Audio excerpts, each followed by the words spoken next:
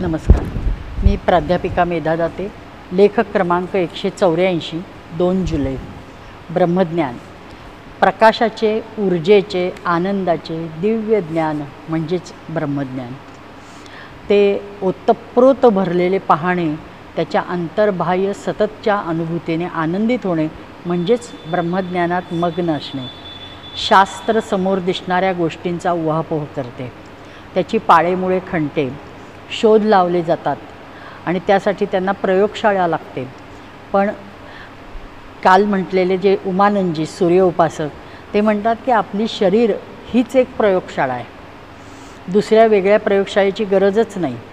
मुळात शास्त्रीय शिक्षण त्यांचा बेस असल्यामुळं त्यांनी आपले सर्व अनुभव शास्त्रीयदृष्ट्या चोख पारखून घेतले. बऱ्याचदा ते उघड्या डोळ्यांनी ध्यान करायला बसत.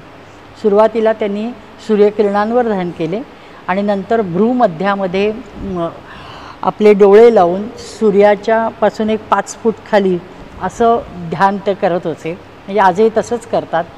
प्रचंड अनुभव त्यांना आले.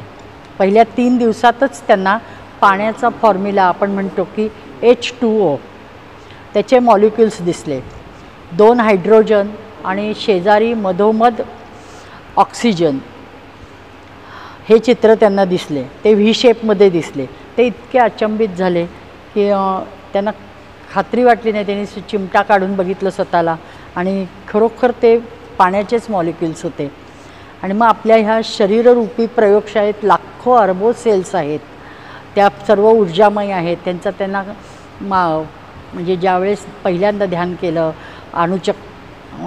त्यांच्या ज्यावेळेस ह्याला स्पर्श झाला, त्यावेळेस ध्यान केंद्राच्या भ्रूमध्यामध्ये जेव्हा सूर्यकिरणांनी स्पर्श केला, जेव्हा त्यांना दिसले की लाखो सेल्स आपल्या ऊर्जेनुसार धावत आहेत.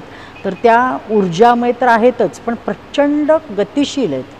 त्यांच्यात विलक्षण गतीने हालचाली होत आहेत.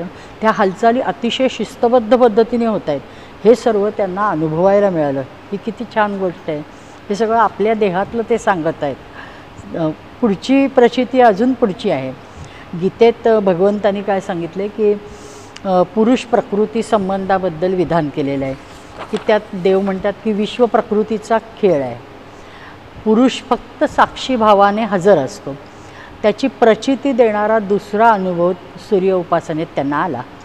त्यांच्यासमोर प्रत्यक्ष मनुष्य जन्माचेच गुह्य त्यांना उलगडत गेले.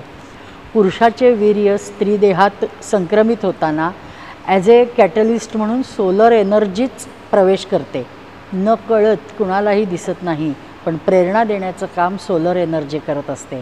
आणि मागे मी ऐतरेय उपनिषदाच्या संदर्भात सांगितलं होतं. त्यातही ऐतरेय ऋषींनी 9 महिन्याच्या गर्भाच्या वाढीचे वर्णन दिलेले आहे. तोच प्रकार थोड्याफार प्रकारे स्वतः स्वामी उमानंदजींनी ह्या 25 वर्षात अनुभवला आहे. किती ग्रेट आहे. अग्नी हा पृथ्वीवरील सूर्याचे प्रतीक आहे. किंबहुना द्यूलोकात सूर्य, मर्त्यलोकी अग्नी आणि स्वर्गामध्ये वीज हे ऊर्जा स्रोत समान मानले गेलेत. त्याचा वारंवार वेदांमध्ये तसा उल्लेख आलेला आहे. म्हणूनच वेदांनी अग्नीचे वर्णन खूप केले आणि त्याची स्तुती केलेली आहे. अगदी ऋग्वेदाचा पहिला श्लोक हे अग्नी शब्दापासून झालेला आहे. सूर्य स्वतः धगधगता असला तरी उपासकाला मात्र शांती देतो आणि खूप समाधान प्रदान करतो. म्हणजे धगधगत्या अग्नीचे तेच गुण असणार. व त्या संदर्भातच अग्नीची एक गोष्ट स्मरते की अग्नीला एक उपमा दिलेली आहे की शीतलता प्रदान करणारा. फक्त ब्रह्मज्ञानीच याची प्रचिती घेऊ शकतो, हे खरे. भक्त प्रल्हादाची गोष्ट आपण सगळे जाणतो की प्रल्हादाला हर प्रकारे मारून तो मरत नाही. शेवटी हिरण्यकश्यपूची बहीण होलिका म्हणते की मी प्रल्हादाला मांडीवर घेऊन बसते, कारण तिला वर मिळालेला असतो, जळणार नाही असा. अग्नीने वर दिलेला असतो, त्यामुळं अग्नी मला जाळू शकत नाही. मी त्याला मांडीवर घेतलं की तो जळून जाईल, पण मी सुखरूप असेन असा वर आहे. त्यामुळं मी ते काम करते म्हणून त्याला मांडीवर घेऊन बसते. तुम्ही आग लावा सांगते, त्याप्रमाणे आग लावली जाते आणि तो जळून जाईल म्हटलेलं असतं. पण तिचा दुष्ट हेतूमुळे तो वर टिकत नाही. तिचं दिलेलं वरदान संपुष्टात येतं. ती जळते, ती किंचाळत सुटते आणि तो छोटा प्रल्हाद शांतपणे सुखरूपपणे बाहेर पडतो. कारण अग्नी शीतलता धारण करून त्याला थोडाही दाह पोचवू देत नाही. धन्य वैश्वानर आणि धन्य ब्रह्मज्ञान.